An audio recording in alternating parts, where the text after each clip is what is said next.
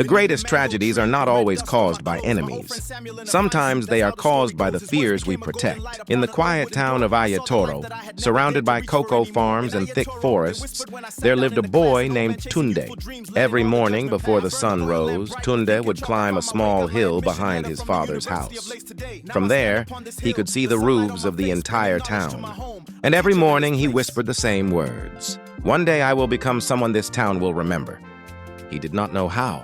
He only knew that something inside him felt too big for the small life around him. His father was a carpenter. His mother sold vegetables in the market.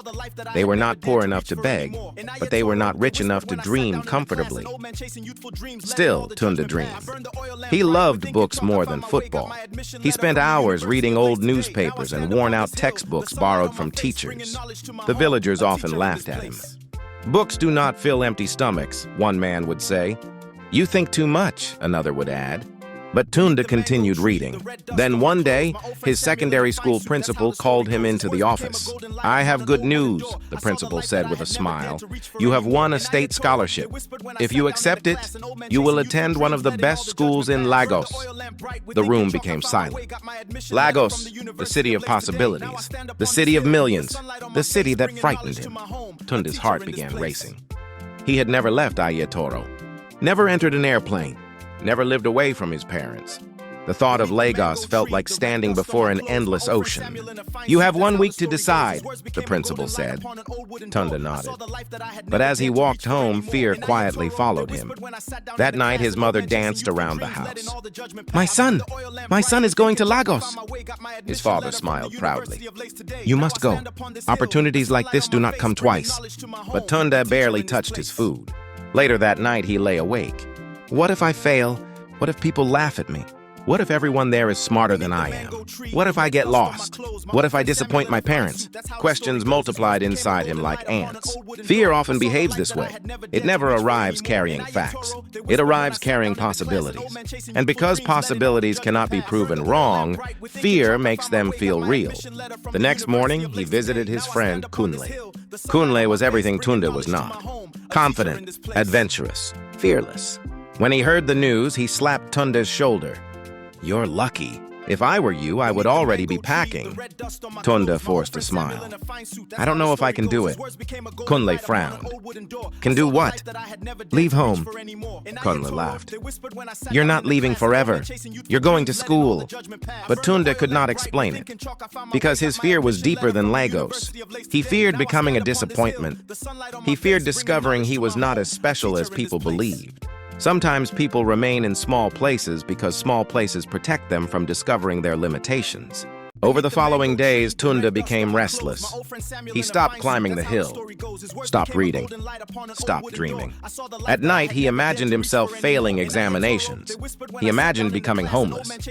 He imagined being robbed. He imagined his parents weeping because of him.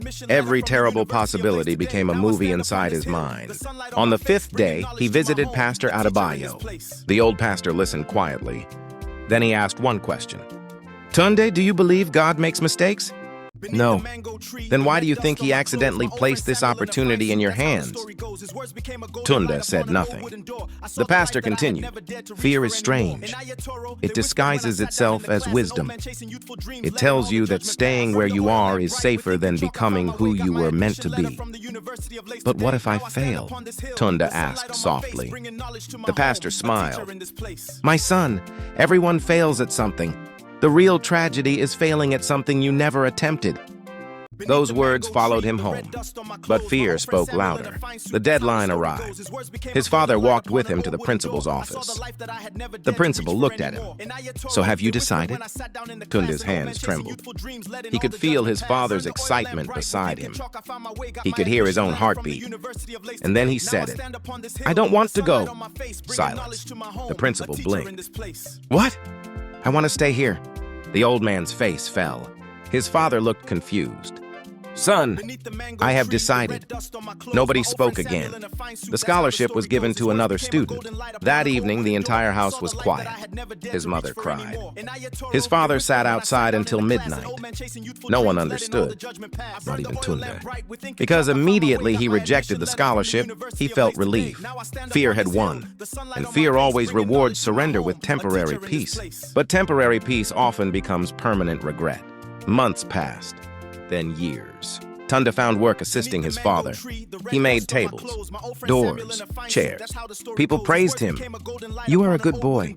You made the right choice. You made the right choice. Cities are dangerous." Each compliment comforted him. Yet every morning he still climbed the hill, and every morning he looked toward the horizon. Something inside him felt unfinished. One afternoon, a black car stopped beside his father's workshop. A young man stepped out. He wore a clean suit and expensive shoes. "Tunde?" "Yes." The man smiled. "You don't recognize me?" Tunde stared. Then suddenly, "Samuel?" Samuel laughed. Years earlier, Samuel had been the quiet boy who received the scholarship after Tunde rejected it. "You've changed," Tunde said. "So have you." They sat beneath a mango tree. Samuel explained that he had finished university and now worked for a large technology company in Lagos. He had returned to visit his parents. Then he asked the question that pierced Tunde's heart. "Why didn't you come?" Tunde looked away. "I was afraid." Samuel nodded slowly. "I was afraid too." Tunde looked up. "What?" "I cried the night before I left. I almost refused to go." "But you still went." Samuel smiled. "Because courage is not the absence of fear. Courage is moving while fear is screaming." The words struck Tunde like thunder. They sat quietly. Finally, Samuel said something else. "Do you know what I discovered in Lagos?" "What?" "Most people are afraid. Some simply refuse to obey their fear."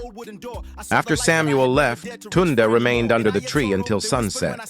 For the first time in years, he cried. Not because he was poor, not because he hated his life. He cried because he finally understood what he had lost. Destiny had knocked on his door, and he had refused to open it. That night, he could not sleep.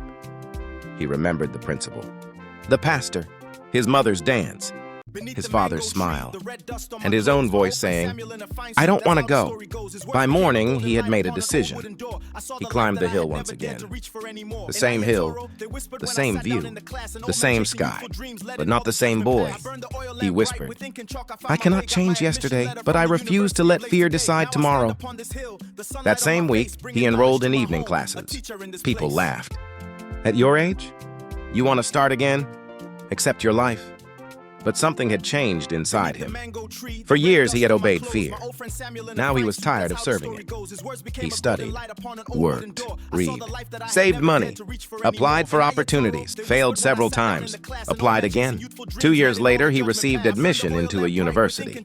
When he held the letter in his hands, he smiled. Not because he was going to school, but because this time, fear had spoken, and he had said no. Years later, people in Aiyetoro would know Tunde as a successful educator who helped poor children gain scholarships and pursue their dreams. Whenever students asked him for advice, he always said, "Fear is a poor guide. Listen to it, but never let it drive." Because he knew something many people never discover. Destiny rarely disappears.